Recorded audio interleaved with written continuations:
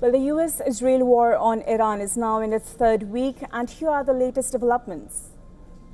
Israel's military says it has intercepted Iranian missiles heading toward Tel Aviv. Residents have been urged to take shelter as air raid sirens continue to blare across multiple regions.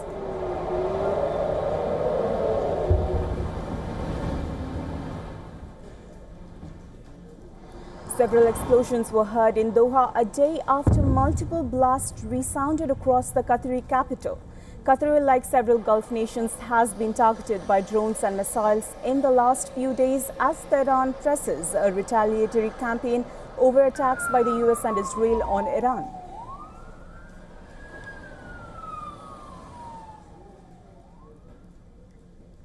New video has surfaced showing the aftermath of a strike in Tehran's Sharak-e-Gharb district.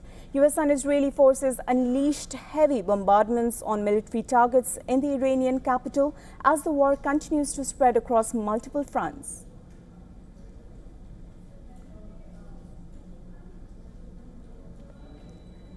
Iraqi security sources say that a wave of drone and rocket attacks targeted the US embassy in Baghdad.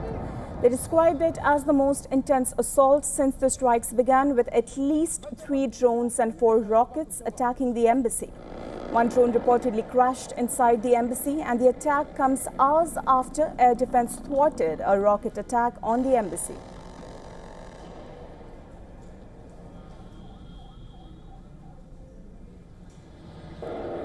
In Baghdad's Green Zone, a drone strike ignited a fire at the Al Rashid Hotel.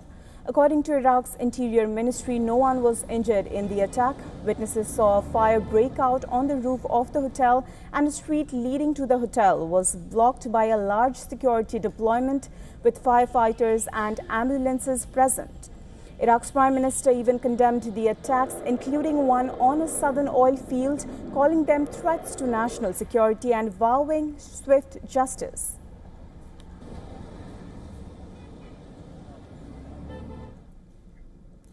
Iran's Foreign Minister Abbas Araghchi declared that Tehran has not sought a ceasefire with the United States, insisting any end to the conflict must guarantee attacks on Iran will not be repeated. Speaking in Tehran, Araghchi accused adversaries of pushing for unconditional surrender and said Iran's opponents are now appealing to countries that they once considered hostile for help in securing the Strait of Hormuz.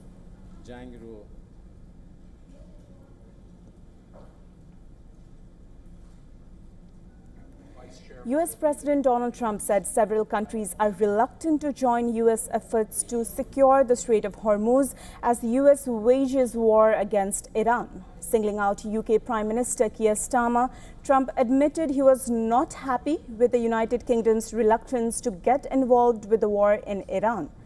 Speaking to reporters at the Oval Office, Trump claimed that US strikes have decimated Iran's military leadership and warned that nations relying heavily on oil shipments through the strait, such as China, Japan, and South Korea, should be helping the US secure the vital waterway. But then they set up a new leadership to go and name a new leader, and that's the president, the vice chairman. Israeli warplanes launched a series of heavy dawn raids across Beirut, striking at least 3 neighborhoods and hitting a high-rise residential building. According to Lebanon's national news agency, the strikes targeted the Kafat, Harith Reik, and Doha Aramoun districts, with witnesses reporting massive explosions and columns of smoke rising over the city's southern suburbs.